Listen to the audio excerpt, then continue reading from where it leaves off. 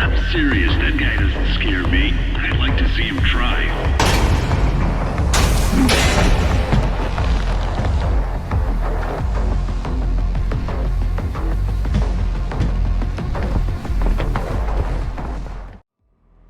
This wasn't the video I had planned for today. The original was going to be pretty different, and more work intensive, but watching the Halo Infinite reveal kind of threw that out the window. I haven't done a prototype tank video in a while, so I figured it'd make for a good replacement. This time around, I'm intentionally focusing on newer tank designs. As I usually say with this video type, I hope that some of these tanks are obscure enough that you've never heard of them before. First up is a modification of the popular Challenger main battle tank, the Challenger 1 Trigat. The Trigat missile, or as it's known with the German military, the PARS missile, is a multi-purpose fire and forget system, which means it can engage both air and surface targets effectively. Sometime in the early 90s, Vickers Defense Systems proposed using the Challenger 1 as a platform for the Trigat system.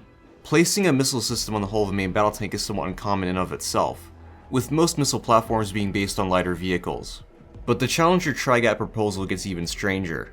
The Challenger's regular turret would have been replaced with a sort of cleft turret design, which housed a massive elevating arm in the center.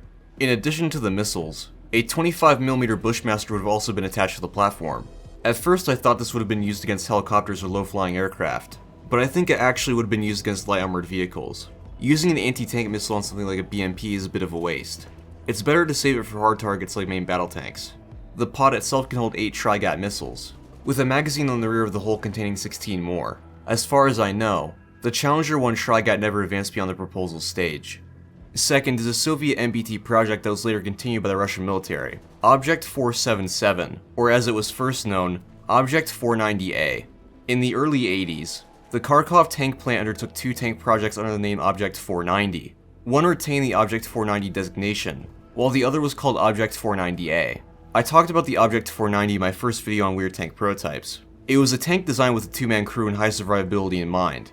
Object 490A was a similar concept, but with a crew of 3, and executed in a very different manner. Object 490A used a low-profile turret which housed the gunner and commander. The driver's position was in the front of the hull. It originally mounted an enhanced 125mm cannon which fired caseless ammo, but this was later changed to a 152. The smoothbore gun was externally mounted, and fed by an 8-round autoloader. This autoloader was replenished by a mechanized ammo rack, which was located behind the turret. The tank was designed to have more substantial all-around protection than most main battle tanks at that time, with over a meter of RHA equivalents on the front, and plans to install an active protection system. Overall, Object 477 seems like a more reasonable alternative to its brother. It sort of reminds me of the HST-VL, if the HST-VL was designed as a main battle tank instead of a light tank. While its overall layout isn't incredibly weird, visually it does seem a bit off to me. If I had to describe it, I'd say it's like a Soviet take on Western design philosophies. Next is an anti-aircraft design based off a main battle tank, the M1A AGDS, or Air Ground Defense System. In the 90s, the US Army knew all too well they were in desperate need of modern anti-air vehicles. The Army had recognized this as far back as the 1970s, when they created the DIVAD program, which never produced an acceptable vehicle. In response to this need, a proposal was drawn up.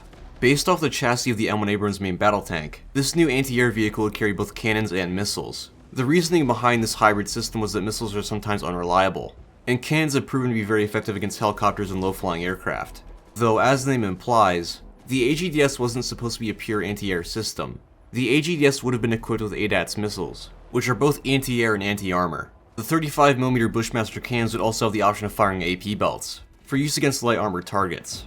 With this kind of weaponry, and the fact that the AGDS was going to be armored, it was practically going to be an anti-everything vehicle.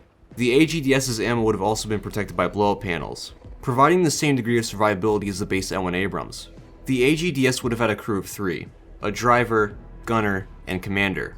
As funny as it would have been to see a vehicle so thoroughly over the top, actually producing it wasn't all that practical. The AGDS never advanced beyond the proposal stage. And finally, there's Object 775, an experimental Soviet missile carrier developed during the 60s. There's not a ton of information on it, so I'll try to keep things brief. The 775 was based off the hull of what would eventually become the T-64. Object 775 was meant to be low profile, and they really took that to the extreme. The gun supposedly has 5 degrees of depression, but I really don't buy that. The gun was a rifle 125mm, which was semi-autoloaded, and could fire 2 types of missile, the guided Rubin missile and the unguided Bohr missile, or technically that'd be a rocket I guess. The 775 has a crew of 2, a driver and a gunner. Weighing in at 36 tons, its 700 horsepower engine gave it a power to weight ratio of 19.4, and a top speed of 66 kilometers an hour on road. The suspension was hydro-pneumatic and adjustable, which would help with its depression problem. Though prototypes were manufactured and tested, Object 775 never went into service. And with that, I'm going to go ahead and call the video. I had planned to talk about more tanks, but I ended up writing too much. As always, I hope you guys enjoyed the video, and I'll see you on the next one.